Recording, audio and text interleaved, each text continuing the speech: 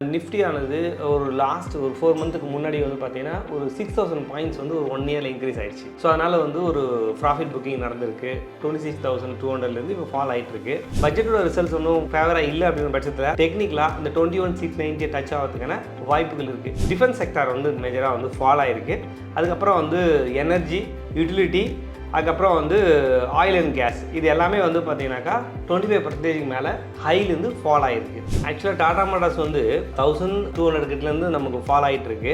இப்போ வந்து பார்த்தீங்கன்னா 746, ஆல்மோஸ்ட் ஒரு 35% மேலே வந்து ஃபால் ஆகிருக்கு. அஸ் பர் டெக்னிக்கலாக நமக்கு வந்து ஒரு பையிங் சிக்னல் தான் இதில் கொடுத்துருக்குன்னு நம்ம சொல்லலாம். அது மட்டும் இல்லாமல் டாடா மோட்டார் ரிசல்ட்ஸ் வந்து இன்றைக்கி இருக்குது. மார்க்கெட் வந்து ஃபால் ஆகும் பட்சத்தில் நமக்கு வந்து லாங் டேர்ம் நம்ம டெலிவரி எடுக்க போகிறோம் அப்படின்னா அதை வந்து ஒரு ஆப்பர்ச்சுனிட்டியாக எடுத்து நம்ம வந்து பை பண்ணலாம். ஸோ ட்ரேட் பண்ணுறது அன்றைக்கி அவாய்ட் பண்ணுறது நல்லது.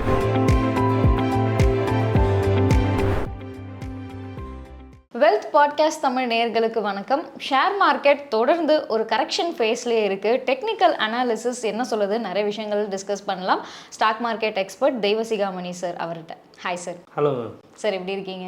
நல்லா இருக்கேன் சார். நம்ம பார்த்த மாதிரி ஸ்டாக் மார்க்கெட் வந்து தொடர்ந்து ஒரு கரெக்ஷன் ஃபேஸ்லேயே இருக்க மாதிரி இருக்குது. ஸோ நிஃப்டி அதனுடைய ட்ரெண்ட் எப்படி இருக்குது, டெக்னிக்கலாக என்ன விஷயங்கள் இருக்குது சார்? கண்டினியூஸாக வந்து பார்த்தீங்கன்னா எஃப்ஐஎஸ் வந்து செல் பண்ணிகிட்டே இருக்காங்க. ஸோ அதனால தான் அது மேஜர் ரீசன் வந்து பார்த்தீங்கன்னா இந்த நிஃப்டி வந்து செல்லிங்கான ஒரு ரீசன். ஸோ அது மட்டும் இல்லாமல் நிஃப்டி ஆனது ஒரு லாஸ்ட் ஒரு 4 மந்த்துக்கு முன்னாடி வந்து பார்த்தீங்கன்னா ஒரு 6000 பாயிண்ட்ஸ் வந்து ஒரு 1 இயரில் இன்க்ரீஸ் ஆயிடுச்சு. ஸோ அதனால் வந்து ஒரு ப்ராஃபிட் புக்கிங் நடந்திருக்கு. 26,200லேருந்து இப்போ ஃபால் ஆகிட்டு இருக்கு. ஸோ கண்டினியூஸாக ஒரு 4 மந்த்ஸ் நிஃப்டி வந்து செல்லிங்கில் தான் இருக்குது. ஸோ டெக்னிக்கலாக இதனோட நெக்ஸ்ட் சப்போர்ட்னு மேஜர் சப்போர்ட் நம்ம பார்க்கும்போது இந்த ரிவர்சல் ஏபிசிடி பேட்டர்ன் வந்து டெக்னிக்கலாக ஃபார்ம் ஆயிருக்கு. ஸோ அதில் வந்து 21,690 வருது. ஆக்சுவலாக வந்து இப்போ வந்து பார்த்தீங்கன்னாக்கா 23,100 கிட்ட ட்ரேட் ஆகிட்டு இருக்கு. ஸோ இது என்ன நடக்கும் அப்படின்னாக்கா இப்போ அப்கமிங் டேஸில் வந்து நிறைய ஈவெண்ட்ஸ் இருக்குது. ஒன்று வந்து பார்த்தீங்கன்னா மேஜராக வந்து கமிங் சாட்டர்டே பட்ஜெட் இருக்குது. ஸோ இந்த பட்ஜெட்டுக்காகவே வந்து லைவ் செக்ஷன் வந்து சாட்டர்டே வந்து கண்டக்ட் பண்ணுறாங்க. ஸோ இது மட்டும் இல்லாமல் டெல்லியோட எலெக்ஷன் ரிசல்ட்ஸு. ஸோ இதெல்லாம் வச்சு பார்க்கும்போது அது எஃப்ஐஎஸ்க்கு வந்து பாசிட்டிவ் நியூஸாக இருக்கும் பட்சத்தில் ஸோ அவங்களுக்கு ஏன்னா ஃபேவராக இருந்தாக்கா அந்த மாதிரி நியூஸ் இருந்தாக்கா எஃப்ஐஎஸ் அகைன் வந்து பை பண்ணுவாங்க.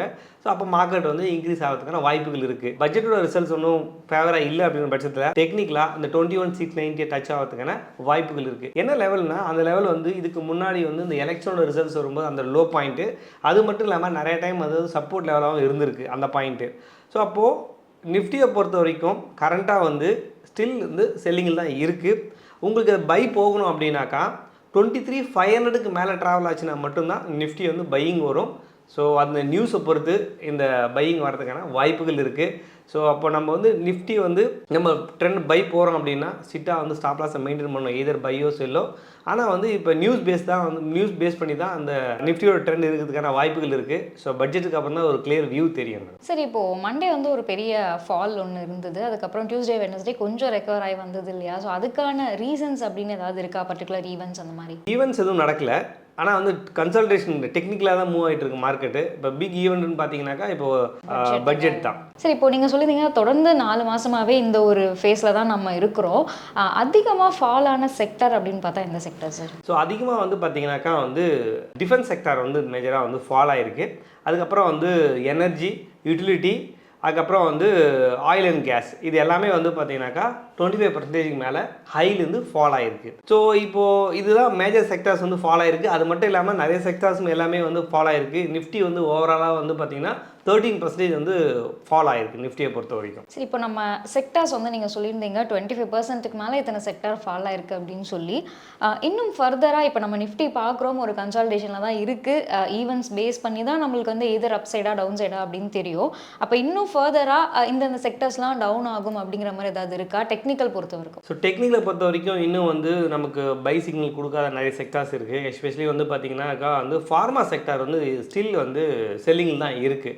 ஸோ இது இந்த ஃபார்மா செக்டாரில் நம்ம வந்து ஸ்டாக்ஸை வந்து பை பண்ணுறதை அவாய்ட் பண்ணலாம் இந்த டைமில். ஃபார்மா செக்டார்ஸ் வந்து ஸ்டில் வந்து செல்லிங்கில் தான் இருக்குது மேடம். ஸோ மற்ற செக்டார்லாம் வந்து ஆல்மோஸ்ட் பாட்டம் லெவலில் இருக்குது. சில செக்டார் வந்து பையிங் கன்ஃபர்மேஷன் கொடுத்துருக்கு, சிலது கொடுக்கல இன்னும். சரி, இப்போது சில செக்டார்ஸ் வந்து பையிங் கன்ஃபர்மேஷன் கொடுத்துருக்குன்னு சொல்கிறீங்க. இந்த ஒரு டைமில் எந்தெந்த செக்டார்ஸ்லாம் நம்ம வந்து பை பண்ணுவோம்? Especially banking and finance sectors வந்து நமக்கு வந்து ஒரு பேஸில் வந்து பையிங் வரதுக்கான வாய்ப்புகள் இருக்குது. அதில் தான் நிறைய ஸ்டாக்ஸ் வந்து இப்போ பையிங் ரெக்கமெண்டேஷன்ஸ் வந்து நம்ம கொடுக்கலாம். ஏன்னாக்கா வந்து ஒரு பை சிக்னல் கொடுத்துருக்கு. ஸோ ஆர்பிஐ ஏற்கனவே சின்ன ஒரு அனௌன்ஸ்மெண்ட் வந்து ஃபினான்ஸ் ரிலேட்டடாக கொடுத்துருக்காங்க. அதனாலையும் சரி ப்ளஸ் வந்து பையிங் வரதுக்கான வாய்ப்புகள் இருக்குது இந்த பேங்கிங் அண்ட் ஃபினான்ஸ் செக்டாரில். அதில் நம்ம வந்து கான்சன்ட்ரேஷன் பண்ணலாம். சரி, இப்போ வந்து நம்ம வந்து ஒரு ஓவரால் வியூ டெக்னிக்கல் அனாலிசிஸ் எப்படி இருக்குது அப்படின்னு பார்த்துட்டோம். ஸோ இப்போ இந்த வாரம் அப்படின்னு பார்க்கும்போது எந்தெந்த ஸ்டாக்ஸ் வந்து நம்ம வந்து இம்பார்ட்டன்ஸ் கொடுக்கணும், எந்தெந்த ஸ்டாக்ஸ்லாம் வந்து பை பண்ணுறதை தவிர்க்கணும்? ஆக்சுவலாக வந்து பார்த்திங்கன்னா ஈவெண்ட்ஸ் நிறைய இருக்குது. ஈவன் வந்து குவார்ட்டர்லி ரிசல்ட்ஸும் வந்துட்டுருக்கு. அது மட்டும் இல்லாமல் பட்ஜெட் இருக்கிறதுனால டெக்னிக்கலாக நம்ம வந்து சில ஸ்டாக்ஸ் நமக்கு வந்து கன்ஃபர்மேஷன் கொடுத்துருக்கு. இந்த ஸ்டாக்ஸ்லாம் நம்ம போகும்போது ஸ்ட்ரிக்டாக ஸ்டாப் லாஸை மெயின்டைன் பண்ணிவிட்டு பையிங் போகலாம். ஸோ நம்ம ஏற்கனவே வந்து லாஸ்ட் வீடியோவில் சொல்லியிருந்தோம் பஜாஜ் ஃபின்சர்வ் வந்து ஒரு ஃப்ளாக் பேட்டர்ன் வந்து ஃபார்ம் ஆகி பை சிக்னல் கொடுத்துருக்குன்னு.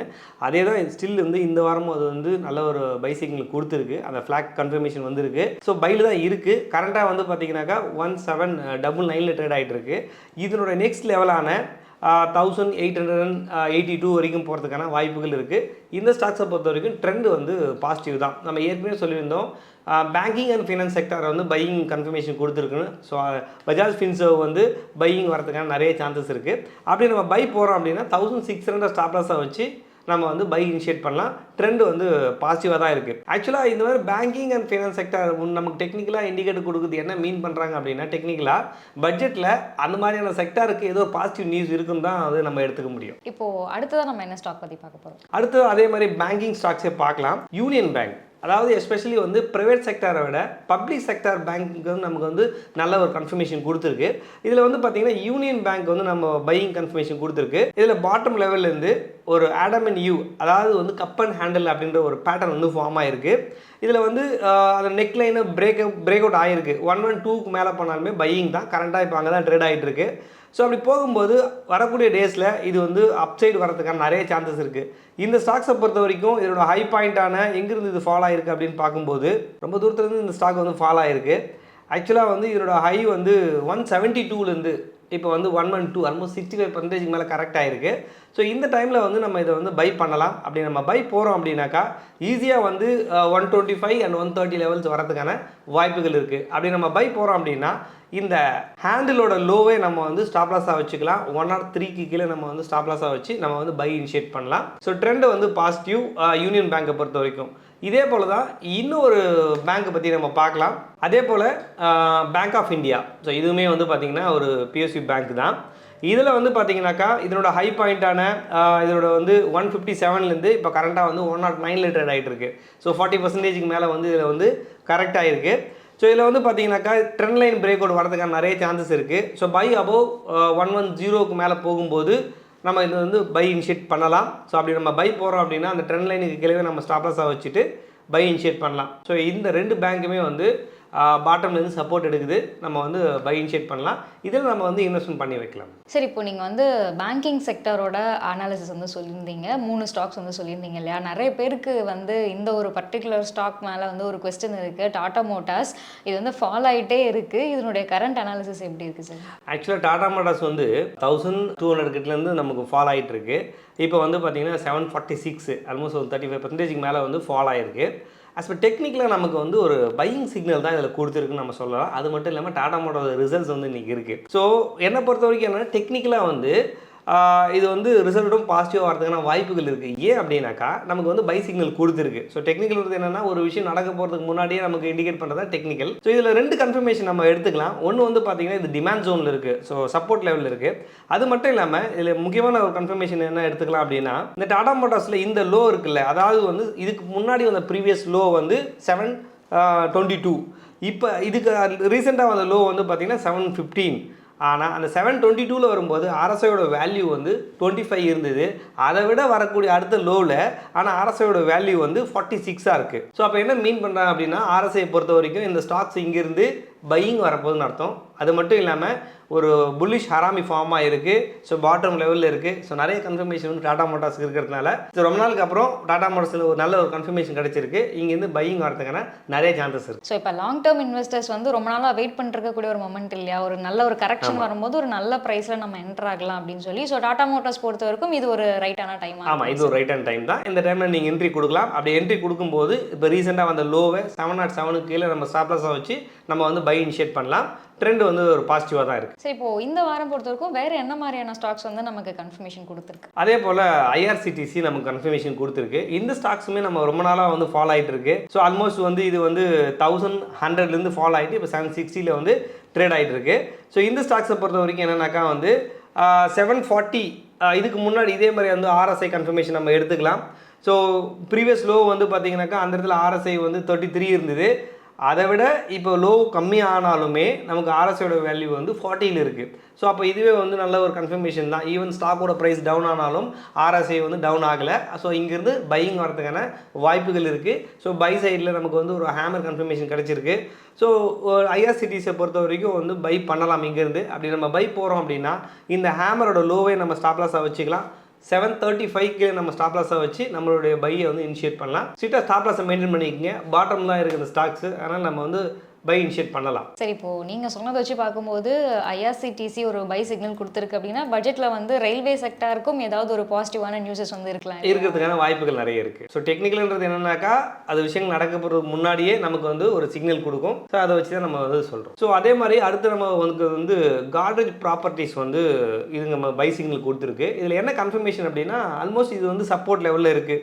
ஸோ இதோட ப்ரைஸ் வந்து பார்த்தீங்கன்னாக்கா வந்து 3400லேருந்து இன்றைக்கி வந்து 2100 வரைக்கும் வந்து ஃபாலோ ஆயிருக்கு. ஸோ அது மட்டும் இல்லாமல் இந்த இடத்துல வந்து சப்போர்ட் லெவலில் தான் ட்ரேட் ஆகிட்டு இருக்கு. தென் ஆர்எஸ்ஐயோட கன்ஃபர்மேஷன் வந்து 34 தான் ட்ரேட் ஆகுது. அதனால் இந்த ஸ்டாக்ஸ் நம்ம வந்து பை இனிஷியேட் பண்ணலாம். அப்படி நம்ம பை போகிறோம் அப்படின்னா 2100 கீழே ஸ்டாப் லாஸாக வச்சு பை போகலாம். அது மட்டும் இல்லாமல் இன்னொரு ஸ்டாக்ஸ் நம்ம பார்க்கும்போது Apollo hospital. So Apollo hospital வந்து நமக்கு வந்து ஒரு பை சிக்னல் கொடுத்துருக்கு. நல்ல ஒரு டிமாண்ட் ஜோனில் இருக்குது. ஸோ ப்ரீவியஸாக வந்து இந்த லெவல் அதாவது வந்து 6600 லெவலில் சப்போர்ட் எடுத்திருக்கு. அதே லெவல் தான் இப்போயும் நமக்கு சப்போர்ட் எடுத்திருக்கு. கரெக்டாக வந்து 6787 ட்ரேட் ஆகிட்டுருக்கு. இப்படி நம்ம பை போகிறோம் அப்படின்னாக்கா இந்த டிமாண்ட் ஜோனுக்கு கீழவே நம்ம வந்து ஸ்டாப் லாஸாக வச்சுட்டு நம்ம வந்து பை இனிஷியேட் பண்ணலாம்.